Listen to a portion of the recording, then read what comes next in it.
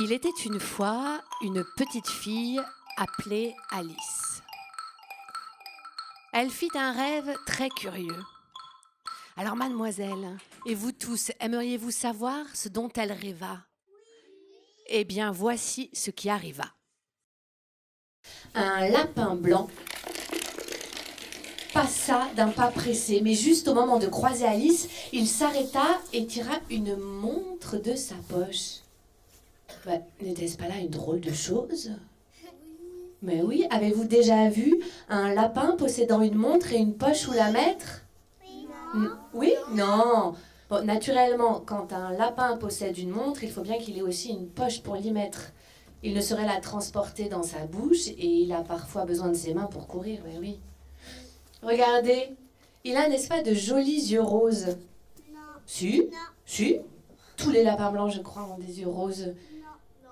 Quoi, non ? Tu vois pas ses yeux roses ? Mais pas tous. Ah bon, d'accord, vous y connaissez mieux que moi, ok. Et il a des oreilles roses et une belle veste brune et l'on devine, voyez-vous, le mouchoir rouge qui dépasse de sa poche.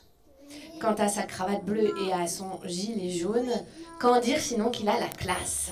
Oh là là, je vais être en retard. Dit le lapin.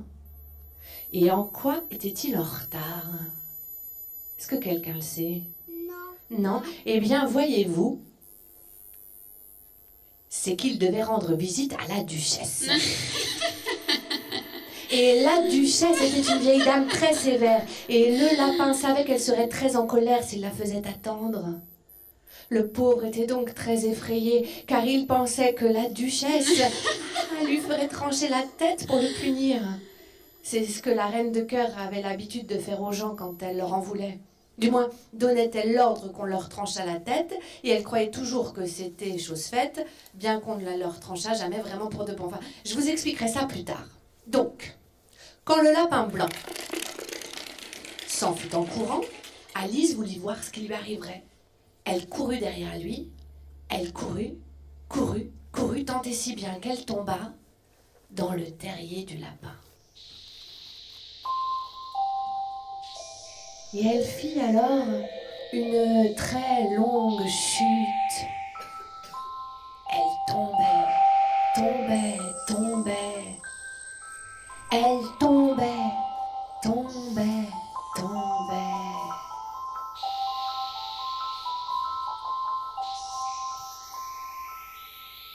Je me demande si je ne vais pas traverser la terre d'un bout à l'autre. Dit Alice. Ce sera drôle de marcher au milieu de ces gens qui marchent la tête à l'envers. Et elle tombait. Elle tombait. Elle tombait.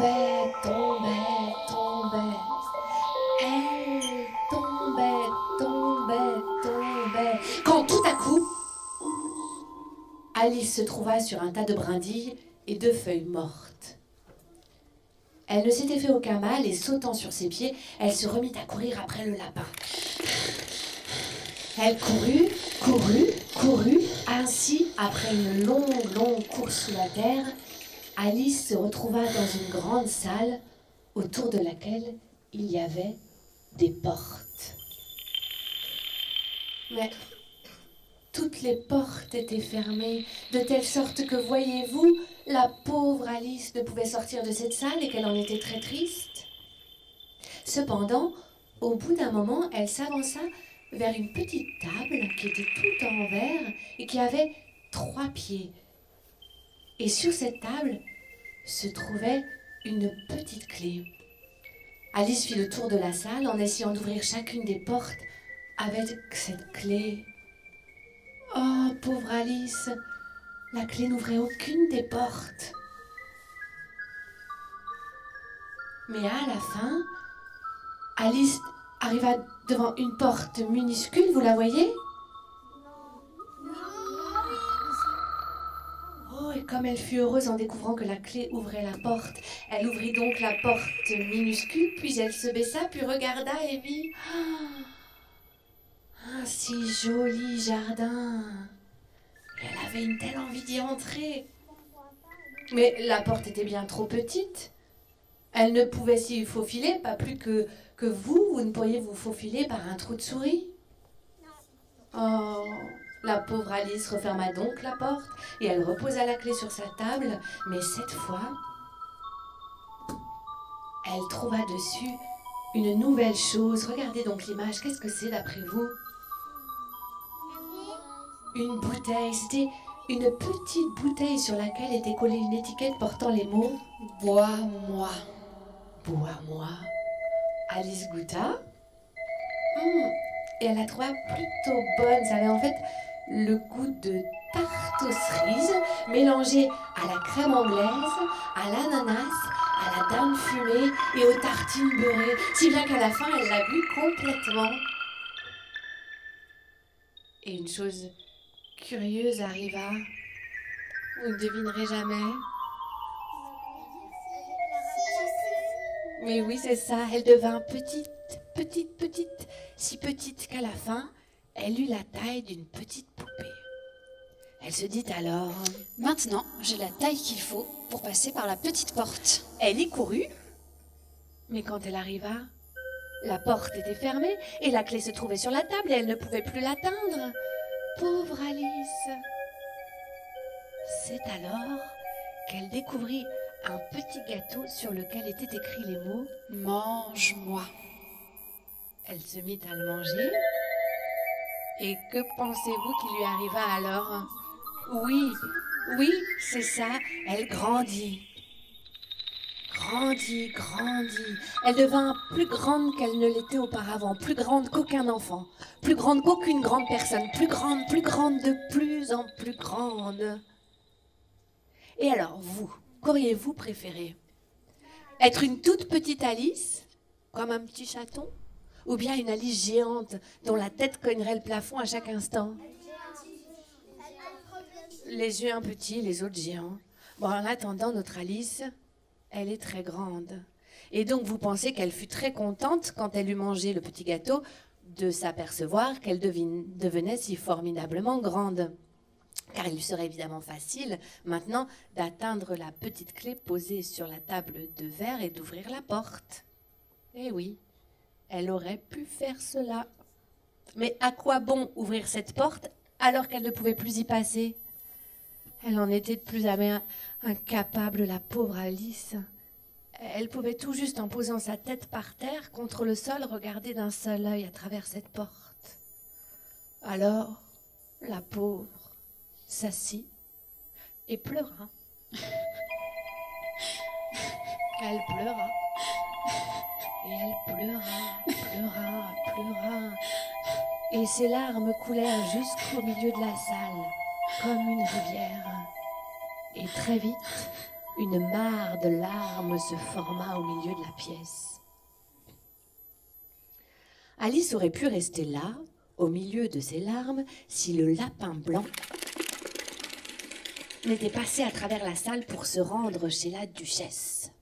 Il était très élégant et d'une main tenait une paire de gants de chevreau blanc et de l'autre un éventail, et il ne cessait de marmonner « Oh la duchesse, qu'elle sera en colère si je l'ai fait attendre. » Mais voyez-vous, il n'avait pas vu Alice. Aussi, quand elle se mit à lui dire « S'il vous plaît, monsieur !» Sa voix semblait venir du plafond, car sa tête était tout là-haut, vous le voyez? Le tout petit lapin et la grande Alice. Ah, et le lapin en fut terriblement effrayé. Il laissa tomber l'éventail et les gants et se sauva à toute vitesse.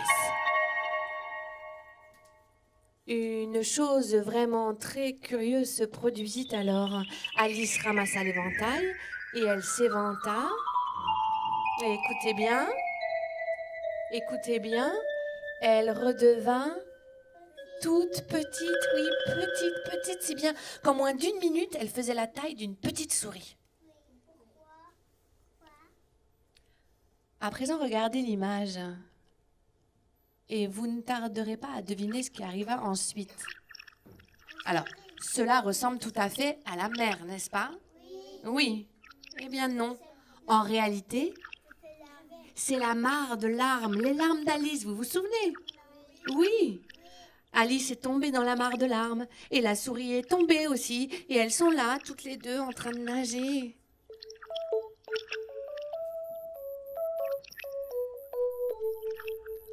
Nage, nage dans les images, nage, nage dans les nuages, nage, nage dans les marécages, nage, nage et tourne les pages. Mais alors, pourquoi la souris s'éloigne-t-elle si vivement d'Alice? Est-ce que vous avez une idée? Et pourquoi? Non, je vais vous le dire. La raison en est qu'Alice a parlé de chat et de chien et qu'une souris déteste qu'on lui parle de chat et de chien. Imagine, toi par exemple, mademoiselle, toi, ouais. Imagine qu'on te parle, qu'est-ce que tu détestes? Qu'est-ce que t'aimes pas du tout? Est-ce que t'aimes les araignées? Non, alors voilà, imagine qu'on te parle d'araignées et t'es en train de nager dans la mare faite de tes propres larmes, on te parle d'araignées. Est-ce que tu resterais à côté de la personne ou est-ce que tu t'écarterais d'elle en nageant le plus vite possible? Bah voilà.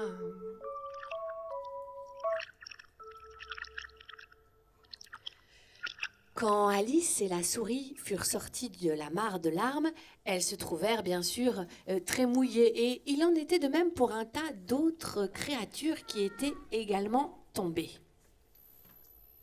C'était le cas du dodo. Le dodo, est-ce que vous savez ce que c'est qu'un dodo? Alors, c'est un animal qui a disparu de la planète, mais à l'époque d'Alice, il y avait encore des dodos sur Terre. Et le dodo, c'est cet animal-là, au milieu. Et il y a également un canard, essayez de les chercher, un loris, c'est une sorte de singe, et un aiglon, et plusieurs autres. Et alors, il se demandait comment il pourrait faire pour se sécher. Mais le dodo, qui était un oiseau d'une très grande sagesse, leur expliqua que le meilleur moyen était d'organiser une course en comité. Une course en comité, qu'est-ce que c'est? Ouais, on ne sait pas. Eh bien, je vais vous le dire.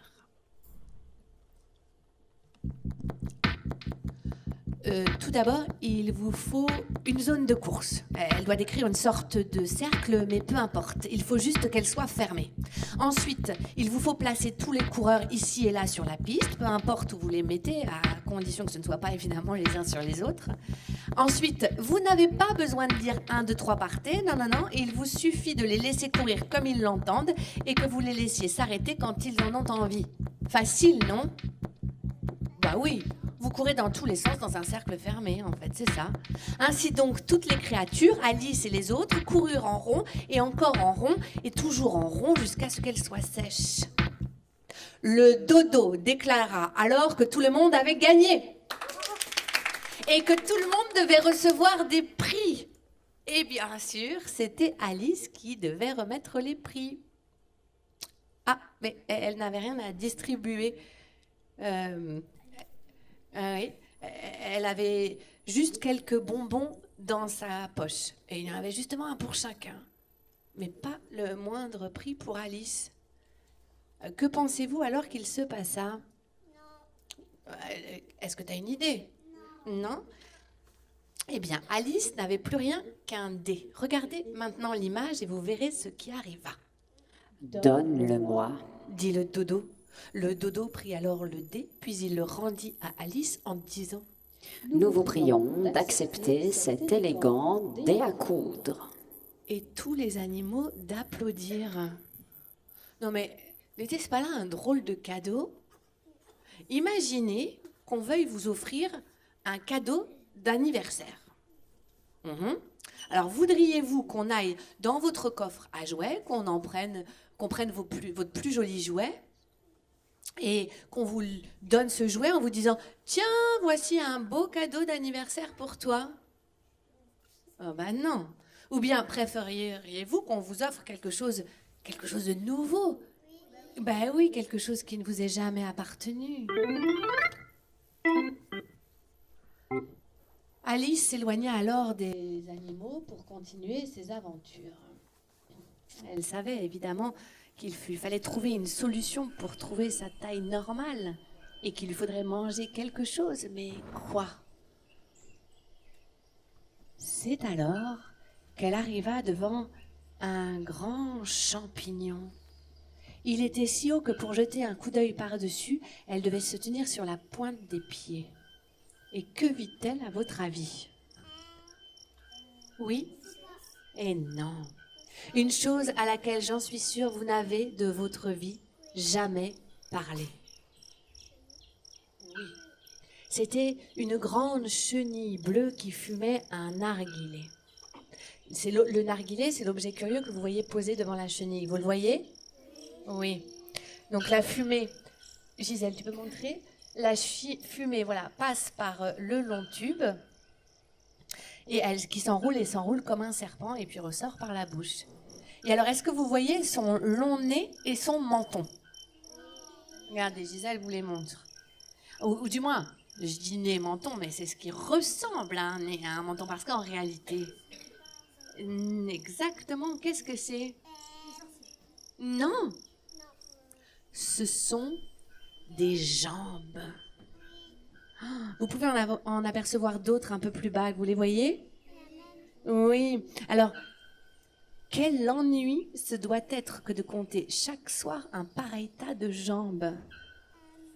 Et quel ennui ce doit être de décider quelles jambes il vaut mieux avancer d'abord. Imaginez que vous avez, je ne sais pas, 40 ou 50 jambes. Et que vous vous disiez, tiens, j'allais faire une petite promenade. Il vous faudrait tellement de temps pour décider avec quelle jambe vous commencez que vous n'iriez jamais en promenade. Tiens, et de quoi parlèrent Alice et la chenille? C'est presque ça. Alice expliqua à la chenille à quel point il était déconcertant d'être tantôt d'une taille et tantôt d'une autre. Et la chenille lui demanda si elle était satisfaite de sa taille. Et Alice dit qu'elle préférait être juste un petit peu plus grande, 8 cm étant une bien mauvaise taille. Et alors la chenille, qui mesurait exactement 8 cm, lui répondit très en colère: C'est une très bonne taille, au contraire. Et elle allait partir quand soudain, très calmement, elle ajouta: Un des côtés du champignon te fera grandir et l'autre te rendra plus petite. Et elle disparut. Alors, Alice prit les 2 morceaux du champignon et elle s'arrangea en les grignotant pour se faire la taille qui lui convenait.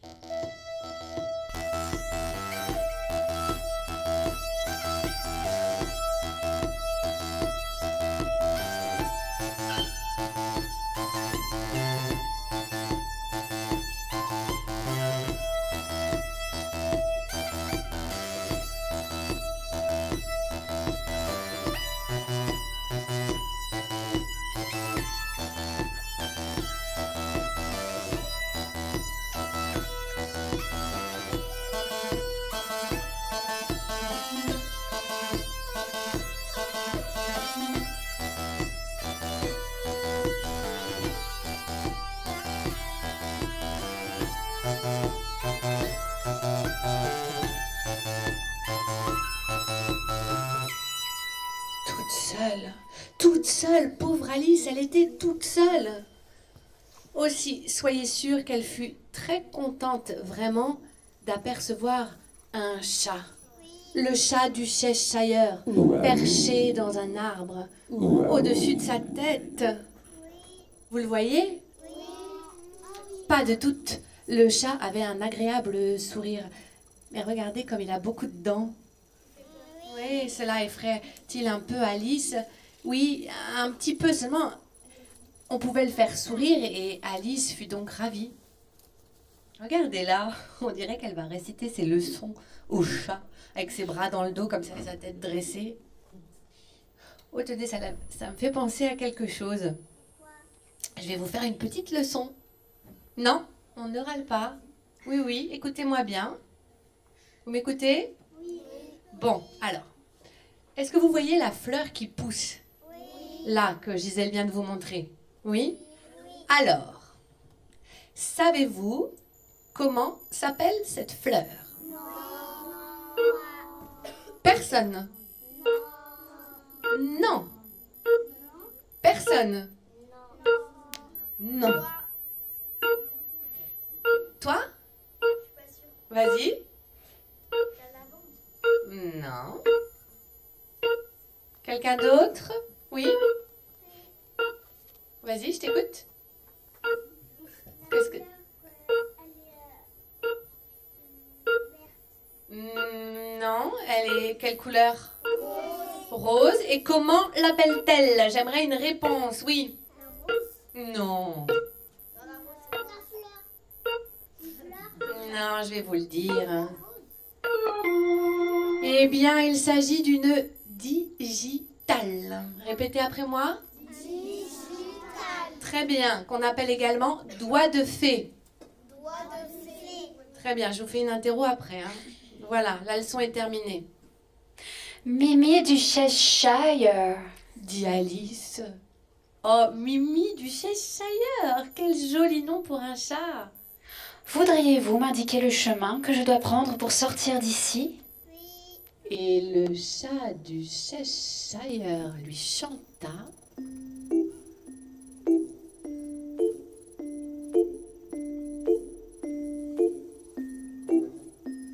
Si tu prends ce chemin-là, t'arriveras chez le chapelier. Si tu prends ce chemin-ci, t'arriveras chez le lièvre de Mars. Lièvre de Mars, chapelier, chapelier, lièvre de Mars.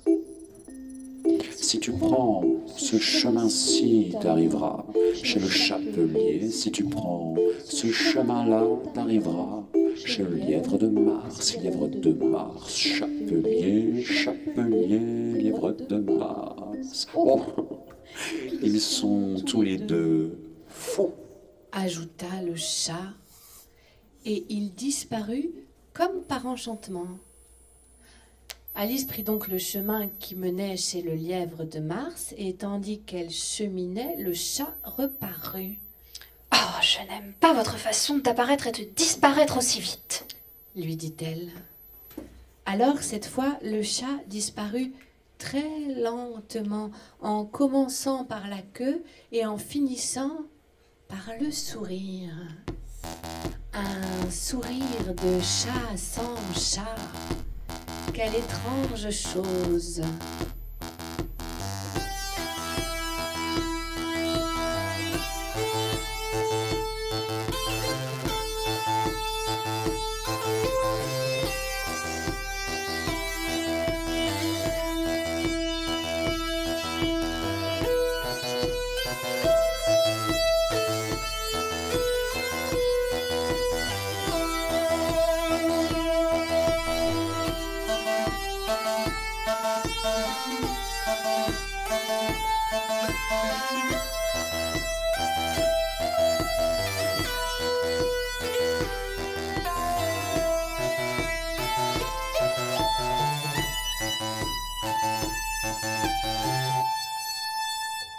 C'est alors qu'elle arriva chez le lièvre de Mars et le chapelier, comme le lui avait expliqué le chat.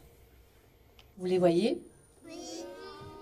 Elle les trouva en train de prendre le thé sous un grand arbre, un loir assis entre eux.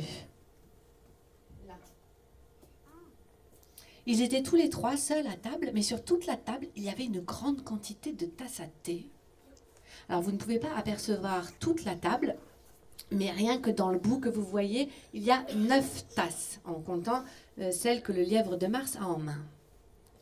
Ce lièvre de Mars avait de longues oreilles et des brins de paille étaient mêlés à ses cheveux. Alors, les brins de paille sont la preuve, ne me demandez pas pourquoi, qu'il est fou. Aussi, je vous donne un petit conseil, comme ça, ne mettez jamais de brins de paille dans vos cheveux, on pourrait croire que vous êtes fou. Donc, il y avait au bout de la table un joli fauteuil qui avait l'air d'avoir été mis là exprès pour Alice. Elle alla donc s'y asseoir. Hein? Oui, et ensuite, elle essaya de discuter avec le lièvre et le chapelier. Ils eurent une longue conversation. Le loir, lui, ne disait pas grand-chose. La plupart du temps, il dormait profondément et il ne s'éveillait qu'un bref moment. Aussi longtemps qu'il dormait, il était très utile au lièvre et au chapelier car sa tête ronde était toute douce et ils étaient appuyés dessus comme sur un oreiller. Est-ce que vous aimeriez bien que les gens prennent votre tête pour un oreiller? Ah non. Ceci dit, je pense que si vous étiez aussi profondément endormi que le Loir, vous ne le sentiriez pas. Et je suppose que cela n'aurait pour vous aucune importance. Mais, tiens, je crains qu'il n'ait rien donné à manger à Alice, ni à boire d'ailleurs. Quoi qu'il en soit, au bout d'un moment, elle se servit elle-même du thé et du pain beurré. Du pain beurré? Mais je ne vois pas de pain ni de beurre, vous en voyez, vous? Non, et il n'y a pas d'assiette non plus? Oui, une, mais c'est tout. Tiens, personne. C'est ça, c'est le chapelier qui l'a. Comme c'est bizarre. Hein. Oh, tenez, en parlant de chapelier, vous voyez le chapeau qu'il a sur sa tête? Oui, alors en fait, il avait l'habitude de transporter les chapeaux comme ça qu'il a sur sa tête pour les vendre. D'ailleurs, vous voyez, le prix est indiqué dessus. Exactement, 10,06 €. Bon, c'est une manière rigolote de vendre des chapeaux, non? Non? Moi aussi. Tenez, et ne porte-t-il pas un joli nœud de papillon avec des pois rouges? Oh, tiens, il vient de se lever pour dire quelque chose à Alice. Tes cheveux ont besoin d'être coupés. Hein? Non, mais c'est une chose qui ne se dit pas. Et à votre avis, les cheveux d'Alice ont-ils besoin d'être coupés? Mais non, ils me paraissent d'une jolie longueur, tout juste la bonne longueur. D'ailleurs, c'est ce que pensait Alice. Aussi vexée, elle quitta ce thé stupide. En colère, elle marcha et arriva près d'un arbre troué. Elle sauta dans le trou et se retrouva à nouveau dans la salle aux nombreuses portes. Elle se saisit de la petite clé en or, but le liquide de la petite bouteille, obtint la talle qu'il fallait pour passer par la petite porte et put enfin pénétrer dans le joli jardin. Regardez, voilà le joli jardin et de si jolis petits rosiers. Oui, de tout petits jardiniers. Quel drôle de petits bonshommes. Mais est-ce bien des hommes d'après vous? Oui, moi aussi j'ai l'impression qu'il s'agit de cartes vivantes avec juste une tête, des bras et des jambes pour qu'ils aient l'air de petits bonhommes. Et que font-ils avec cette peinture rouge? Pourquoi? Parce que je crois que la reine n'aime pas les fleurs blanches. Oui, c'est à peu près ça. C'est que, voyez-vous, ils travaillent pour la reine de cœur. Et la reine de cœur voulait avoir un rosier rouge. Et voilà que ces pauvres petits jardiniers ont commis une grosse faute en plantant à cet endroit un rosier blanc. Et maintenant, ils ont très peur, car la reine, c'est sûr, sera furieuse et donnera l'ordre qu'on leur coupe la tête. Quand elle était en colère, la reine disait toujours Qu'on leur coupe la tête. Bon, mais rassurez-vous, les têtes n'étaient jamais vraiment coupées. Mais les petits jardiniers ont peur. Et ils sont en train de peindre les roses en rouge. Et ils sont très pressés de finir avant l'arrivée de la reine. Allez, allez, au travail, petits bonshommes, vite, vite, vite. La reine est arrivée, mais ne semble avoir rien remarqué. Les voici tous sauvés. Oh, mais elle a quand même l'air très en colère, non? Oui, alors, que s'est-il passé? Vous a-t-on raconté que la reine de cœur avait fait des tartes? Non? Eh bien, elle avait fait des tartes et elles ont été volées, comme le raconte la chanson. C'est la reine de cœur qui avait fait des tartes pendant plusieurs heures. C'est le valet de cœur qui a volé les tartes. Maintenant, il a mal au cœur. Maintenant, il a mal au cœur. Maintenant, il a mal au cœur. Alors, voilà ce que raconte la chanson. Mais on ne peut pas punir le pauvre valet uniquement parce qu'une chanson raconte cela à son sujet. Mais la reine de cœur l'a fait arrêter et l'a fait amener devant le roi de cœur pour qu'il soit jugé. Regardez, Le roi est déguisé en juge. Vous le voyez ? Oui, et il n'a pas l'air très heureux. Et la reine, elle a l'air très contrariée. Il y a là devant elle sur la table le plat de tarte. Et il y a là devant le pauvre valet qui, soi-disant, les lui a volés. Il y a également le lapin blanc, est-ce que vous le voyez, qui se tient tout près du roi ? Oui, regardez, Gisèle vous le montre. Et il chante tout haut la chanson pour que tout le monde sache à quel point ce valet est coupable et méchant.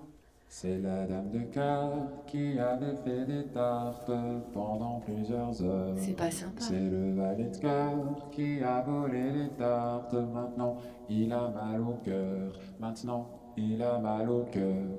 Maintenant, il a mal au cœur. Alice est là aussi, mais on ne la voit pas sur l'image. Elle a été citée comme témoin. Qu'est-ce que c'est qu'un témoin ? Oui.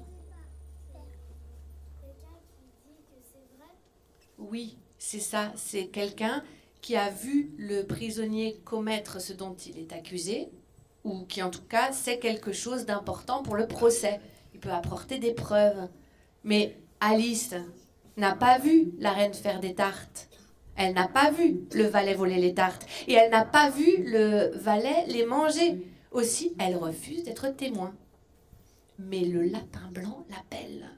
Qu'on fasse entrer la témoin Alice. Alice sauta sur ses pieds, mais sa robe s'accrocha au banc des jurés qui basculèrent et tous tombèrent. Alors là, les choses s'accélérèrent. Le roi voulait qu'on décidât si le valet de cœur était coupable ou non coupable. Autrement dit, s'il avait ou non volé et mangé les tartes. Mais la reine, persuadée que le valet était coupable, voulait simplement qu'on décidât de lui couper la tête. Ce qui n'était pas juste, n'est-ce pas ? Aimeriez-vous qu'on vous punisse pour quelque chose que vous n'avez pas fait ? Ben non. Alors Alice s'écria. Ce n'est pas juste. Non, je ne suis pas d'accord. Et la reine alors s'écria à son tour. Qu'on lui coupe la tête. Mais qui vous écoute ? Personne ne fait jamais ce que vous dites. Vous n'êtes qu'un vulgaire tas de cartes. Et toutes les cartes entrèrent dans une grande colère et vinrent retomber sur Alice comme une averse de pluie. Alors, attends avant d'aller aux toilettes. Attends, mademoiselle, attends. C'est presque fini. Et je pense que c'est très important parce que j'imagine que tu vas vouloir savoir ce qui arriva ensuite. Est-ce que tu veux savoir ce qui arriva ensuite ? Mais oui, il arriva qu'Alice s'éveilla de son drôle de rêve. Ah oui, ne serait-ce pas une chose agréable que de faire un drôle de rêve tout comme Alice ? Alors voici la meilleure façon de procéder. Est-ce que vous voulez que je vous le dise ? Oui, comment faire pour faire le rêve d'Alice ? D'abord, s'étendre sous un arbre et attendre qu'un lapin blanc passe par là, une montre à la main. Ensuite, fermer les yeux et se prendre pour la chère petite Alice.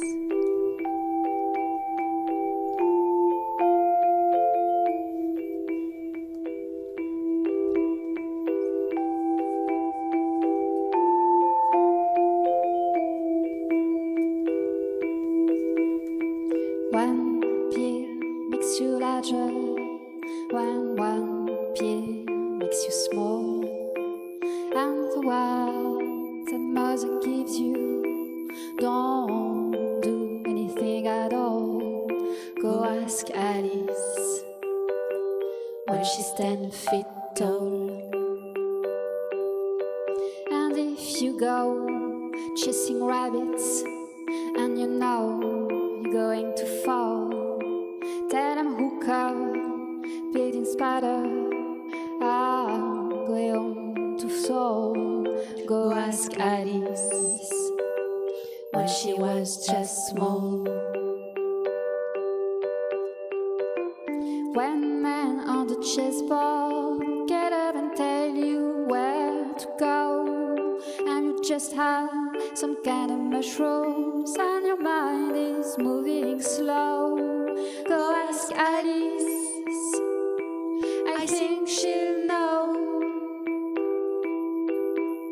When logic and proportion have fallen sloppy dead, and the white knight is talking backward, and the red queen's off with her head. Remember What's a dormouse said? Feed your head. Feed your head. Feed your head. Feed your head.